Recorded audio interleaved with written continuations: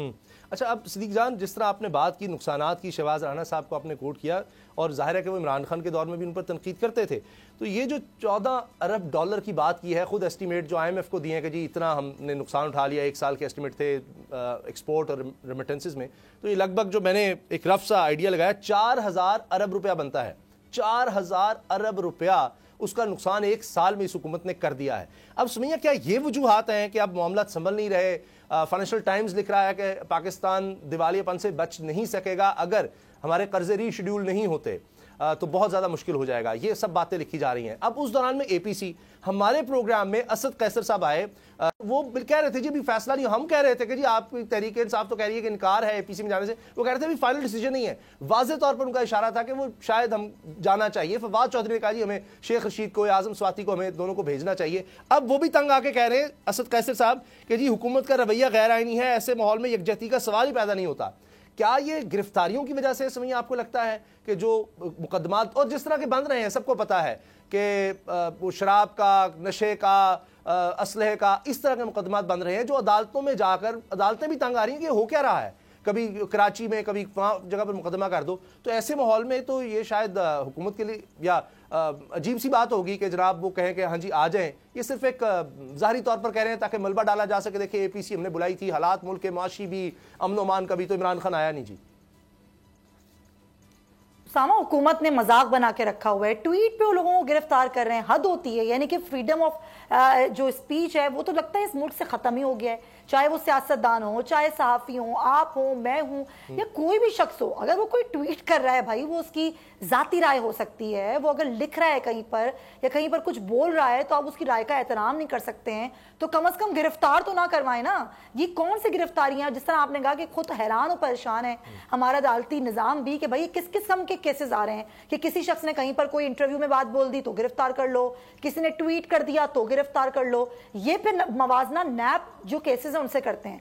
भाई नैब के केसेस को PTI ने नहीं बनाए थे, ये आप दोनों जमातों ने एक दूसरे के खिलाफ बनाए थे और उन पर आप लोग जो है वो गिरफ्तार भी हुए, उस पर सारी जो है वो चीजें भी चलती रही। वो एक अलग बात है कि नैब प्रोसिक्यूशन वीक थी, जिसका बार बार हम कहते रहे। और अभी भी सूरत हाल ये है जो अभी सिद्दीक ने कही, वो मैं बिल्कुल उनकी बात से अग्री करती हूँ कि अपनी नाकामियों का मलबा ये डालना चाहते हैं PTI पर, जो कि डाल भी रहे हैं। मतलब अभी आप देखें शुरू से ही डाल रहे हैं। अगर उन ये बात करें जी महंगाई हुई है तो कहेंगे कि ये 1400 अरब का खसारा गैस में सेक्टर में छोड़ के गए इसलिए महंगाई हुई है। डॉलर की बात करें तब भी इमरान खान पर इल्जाम लगाते हैं। तो अब ऐसी सूरत हाल में जब आप सिर्फ इल्जामात की सियासत कर रहे हो, ट्वीट्स पे लोगों को उठा रहे हो, इंटरव्यूज पर अगर कोई बात कह दी तो उठा रहे हो, गिरफ्तार कर रहे हो, तो कैसे APC में बैठ के बात हो सकती है? और अगर APC में बात करनी भी है तो मुद्दा रखें और उसमें आपका पूरा एक एजेंडा होना चाहिए, आपका रवैया होना चाहिए, आपके अंदर कितनी संजीदगी है उसामा हुकूमत में, मैं कह रही हूँ, वो नजर भी आनी चाहिए। अगर इमरान खान साहब ये कहते हैं कि जी हम जेल भरो तहरीक का आगाज करेंगे, तो मरियम ये कहती हैं कि ठीक है भाई जमान पाक से आगाज कर लें। तो जब आपका ये रवैया होगा और आपका ये तरीक़ेकार होगा, फिर आप ये कहेंगे कि आप तो APC में आना ही नहीं चाहते, आपकी सियासत में नजर आ गई, आप कितने संजीदा हैं दहशतगर्दी के मसले को लेकर। APC में अगर इमरान खान बैठ भी जाते हैं, दूसरी तरफ गिरफ्तारियां भी हो रही हैं, तो उसामा संजीदगी तो नजर नहीं आ रही ना हुकूमत की, ना ही मईशत के मामले में, ना ही अमन अमान के मामले में, ना ही अवाम को रिलीफ देने के मामले में, ना ही दहशतगर्दी का मसला हल करने के मामले में, ना ही बैठकर तमाम जमातों को एक मेज पर इकट्ठा करने के मामले में। सिर्फ और सिर्फ ये इल्जामात की सियासत हो रही है, इसकी टोपी उसके सर, बस ये घुमाया जा रहा है और तो कुछ भी नहीं हो रहा। अच्छा सिद्दीक जान, एक अब हमारी टॉप स्टोरी है, इमरान खान साहब ने जेल भरो तहरीक का ऐलान कर दिया कि जी सब तैयार रहें। अब दूसरी तरफ मरीम साहबा चैलेंज, आओ हम तो चाहते हैं कि शुरू करो जेल भरो तहरीक। राना सनाउल्लाह कह रहे हैं कि अब मैं इलाज करूंगा जेल में, एक दफ़ा आओ तो सही। उधर नासिर हुसैन शाह साहब का मैं बयान देख रहा था, वो सिंध के वजीर हैं, वो कहते हैं जी हमने इस्लाह सेंटर बनाए हुए हैं जेल, यहाँ आएंगे तो इनकी इस्लाह करके हम इनको वापस भेजेंगे, एक दफ़ा यहाँ आए इनको हम गिरफ्तार करते हैं। तो हुकूमत तो जैसे चाह रही है कि ये जेल भरो तहरीक का कोई आगाज़ हो जाए, कुछ इस तरह इमरान खान साहब कर दें।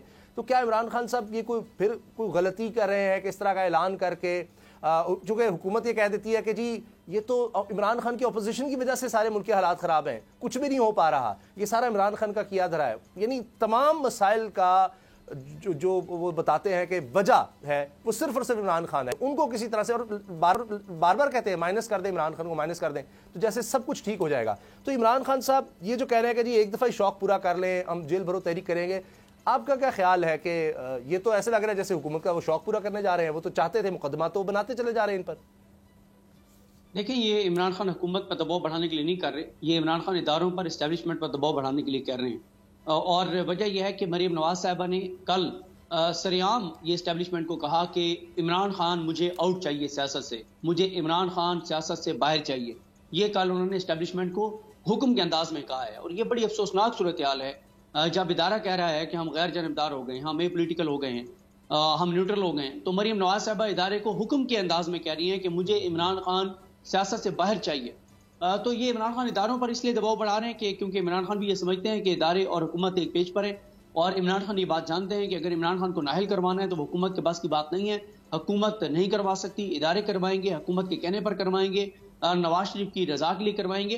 तो इमरान खान इदारों पर दबाव बढ़ा रहे हैं कि ठीक है, एक तरफ दहशत गर्दी है, आप उस पर तवज्जो नहीं दे रहे, मईशत है वो आप नहीं देख रहे, इस हुकूमत ने मुल्क के साथ क्या कर दिया है वो आपको नहीं है एहसास। अगर आप मेरे पीछे लगे हुए हैं तो आए फिर मैदान में, फिर मैं देने जा रहा हूँ गिरफ्तारियां, मेरे कारकुन देने जा रहे हैं गिरफ्तारियां, कर लें गिरफ्तार। तो ये बेसिकली इमरान खान एस्टेब्लिशमेंट पर दबाव बढ़ाने के लिए कर रहे हैं और इस वक्त सोचना एस्टेब्लिशमेंट ने। देखिए, हुकूमत आई थी अपनी जात के लिए, अपने मफाद के लिए, वो अपनी जात के लिए काम कर रहे हैं, अपने मफाद के लिए काम कर रहे हैं। हमारे इदारे ये दावा करते हैं कि वो पाकिस्तान की दिफा का उन्होंने हलफ उठा रखा है, वो पाकिस्तान के साथ सिंसियर हैं, उन्होंने पाकिस्तान को बचाना है, वो पाकिस्तान को डूबता हुआ नहीं देख सकते, वो पाकिस्तान को तबाह बर्बाद होता हुआ नहीं देख सकते। तो इमरान खान इदारों से मुखातिब है कि अगर आप पाकिस्तान के साथ आप समझते हैं कि पाकिस्तान को बचाना है तो फिर ये हुकूमत और पाकिस्तान एक साथ नहीं चल सकते और ये बात तय है। यानी दो फिगर्स मैंने आपको बताई है ना, ये मेरी तो नहीं है, हमें तो कहा जाता है बोल जी बड़ा खिलाफ है हमारे, ये मैं शहबाज राना साहब की फिगर कोट कर रहा हूँ जो कि इकोनॉमी में जबरदस्त रिपोर्टर हैं। और आपने जैसे कहा कि इमरान खान के दौर में भी तनकीदी और बड़ी इस तरह की स्टोरीज करते थे, वो सिर्फ दो चीजों में बता रहे हैं कि क्या हुआ है। और फिर उन्होंने वो जो रोदात सारी बताई है कि IMF के साथ टॉक्स में एक रिटायर्ड शख्सियत वहां पे बिठा दी गई, किसी को नहीं पता कि उसको किसने बिठा दिया, और वहां पे उन्होंने दौराने मुज़ाकरात उन्होंने अचानक हाथ खड़ा करके और एक मामले में बिल्कुल अलग तजवीज पेश कर दी। तो IMF वाले भी हैरान थे कि यार ये क्या मुल्क है, किस तरह का मुल्क है, क्या कौन चला रहा है इस मुल्क को, क्या निजाम है कि एक रिटायर्ड बंदे को वहां पहुंचा दिया जाता है और वो जो मंजूरशुदा प्लान है उससे मुख्तलिफ प्लान जो है वो हाथ खड़ा करके बता देता है नंबर बनाने के लिए। तो ये यहाँ पे संजीदगी है इस हुकूमत की। यह हुकूमत अपनी जात के लिए आई थी, अपने मफाद के लिए आई थी, इनसे तो कोई मसला नहीं है, ना इनसे किसी को गिला है। गिला उससे होता है जिससे आप एक्सपेक्ट नहीं कर रहे होते कि ये कर सकता है।